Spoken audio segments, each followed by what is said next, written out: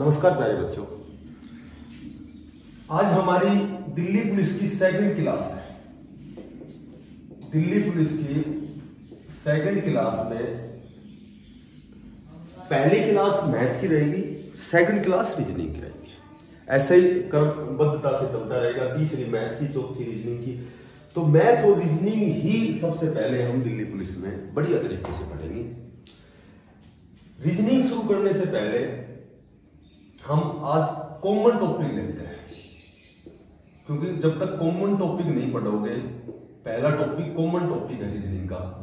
जब common topic हम बढ़िया तरीके से तैयार करेंगे, उसके बाद रीजनिंग आसानी से समझ में आएगी। देखो, सबसे पहले तो आपको जो अल्फाबेट है हमें इस कंडीशन में लिखनी है ABCDEFG HIJK L और M तक लिखकर हमें वापस चलना है। M से नीचे MNOPQRSTUVWXY और Z। अब इससे पता क्या फायदा होगा? जब भी आप एग्जाम देने जाओ तो सबसे पहले आप अल्फाबेट को रफ में इस तरह लिख लेना। उससे हमारा समय कम से कम 5-7 मिनट बचेगा। इसका बेनिफिट यह है कि A पे होता है और Z 26 पे होता है, तो किसी भी वर्ण और उसके विपरीत का योग 27 होता है। A 1 पर है, Z 26 पर है, तो दोनों का योग 27 है। D 4 पर है, तो इसका मतलब W हमें रिक्वायरमेंट है, W कौन से स्थान पर है, तो 27 में से 4 घटाओ, यानी कि W 23 पर आएगा। दोनों का योग 27 करना है। H हमें पता है कि 8 पर है, तो 27 में से जब 8 घटाओगे तो S का पता लग गया है कि 19 पर है। K 11 पर है, तो 27 में से 11 घटाओगे तो 20 होगा पर आएगा। तो एक तो नॉर्मल वे में तो क्वेश्चन ऐसे पूछ लेते हैं कि यदि F को U लिखा जाता है तो I को क्या लिखा जाएगा कोटिंग में। तो इस तरह एक वर्ण का जब रेशियो दिया जाता है तो छोटी सी बात याद रखनी है कि F का उल्टा U है। F इधर से छठे स्थान पर है, U पीछे से छठे स्थान पर है, ठीक है। I इधर से 9वें स्थान पर है, तो R पीछे से 9वें स्थान पर आएगा, यानी कि ये I 9 पर है तो R 18 पे रहेगा। 18 9 27। जब पीछे से काउंट करोगे 1 2 3 4 5 6 7 8 9, तो ये एक दूसरे के विपरीत होते हैं। जैसे मैं कहूंगी यदि L को O लिखा जाता है तो X को क्या लिखा जाएगा? तो सीधी सी बात है, L और O एक दूसरे के विपरीत हैं, तो X का उल्टा क्या हो गया? C, तो दैट इज C आंसर।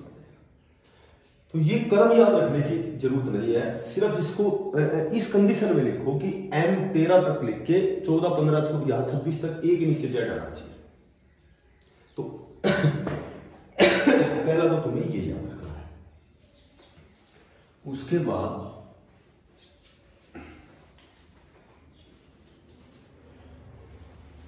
जो दूसरी बात है, तुम्हें ये याद रखना है कि 1 से जब 100 तक हम गिनती लिखते हैं, 1 से 100 तक गिनती लिखते हैं, तो प्रत्येक जो अंक है, कोई भी अंक, प्रत्येक अंक हमेशा 20 पर आता है। प्रत्येक अंक 20 पर आता है। अच्छा, रही बात जीरो की, तो जीरो का प्रयोग 1 से 100 में जीरो का प्रयोग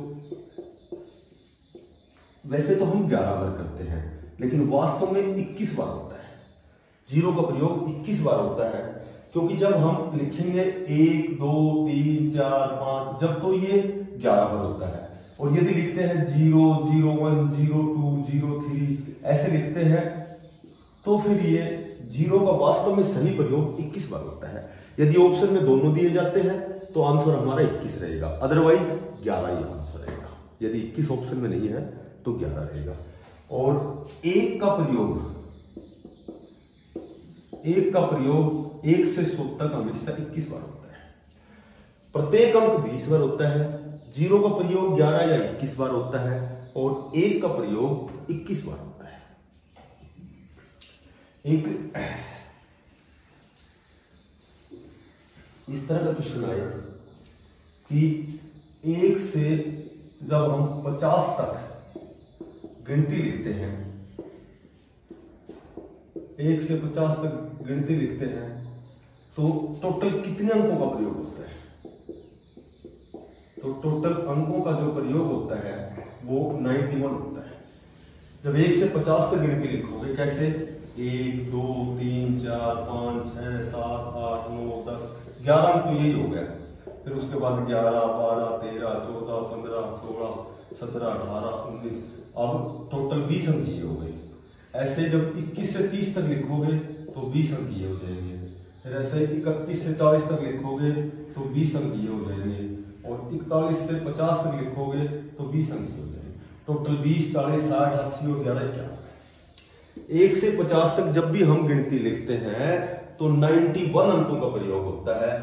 और यदि 51 से, या फिर मैं कहूं कि 1 से 100 तक गिनती लिखते हैं तो 192 अंक होते हैं। ये बस दो ही बात याद रख लो, इससे हम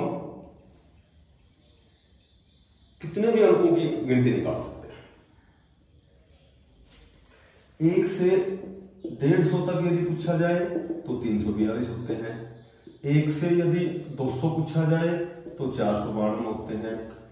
1 से यदि 250 तक पूछा जाए, यदि याद रह जाए तो ठीक, अदरवाइज हम निकाल भी सकते हैं, उसमें ज्यादा समय नहीं लगेगा। 1 से 300 में 792 होते हैं।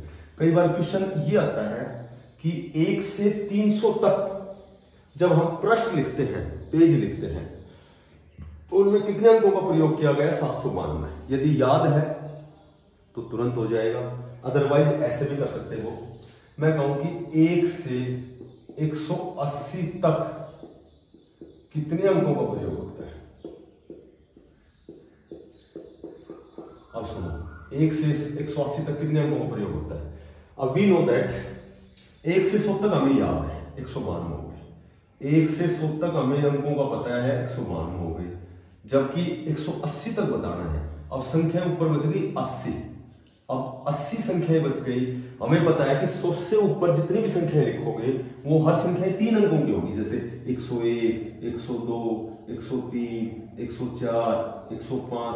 जैसे मान ले 5 संख्याएं हमें याद करनी है। 1 से 105 तक कितने अंक हो गए? तो 1 से 100 तक तो हमें पता है 192 हो गए। संख्या ऊपर बच गई, आ गई 5 संख्या हमने लिख दी, 1 2 3 4 5। तो हर संख्या में 3 अंक हो गए, 1 2 3 4 और 5। हर संख्या में 3 अंक हो गए, तो 5 संख्याओं कितने हो गए? 15 अंक। तो इसमें केवल 15 अंक, यानी कि 207 अंकों का प्रयोग होता है। जबकि पूछा गया है 1 से 180 तक, संख्या आ गई 80। 3 अंकों की संख्या हमें पता है कि हर एक संख्या में 3 अंक होते हैं, तो 80 संख्याओं में 240 अंक हो गए। तो 1 से 100 तक हमें पता है 192 है, और ऊपर संख्या कितनी बच गई? 80। 80 संख्याओं में अंक हो गए 240। तो 1 से 180 तक 432 अंक हो गए। यदि 1 से 100 तक याद रखनी है तुम्हें सिर्फ 192, उससे ऊपर जितना भी चले तो हर संख्या 3 अंकों की होती है, एक संख्या 3 अंकों की होती है। 80 संख्या है तो 240 जोड़ दो। 1 से 150 तक यानी 50 संख्या ऊपर है तो 150 जोड़ दो, 50 दिया 150। यदि 1 से 190 है तो 90 संख्या ऊपर हो गई, तो 90 संख्या 9 अस्थाई यानी 270 अंकों में बढ़ गए। तो 100 से ऊपर हर संख्या में 3 अंक।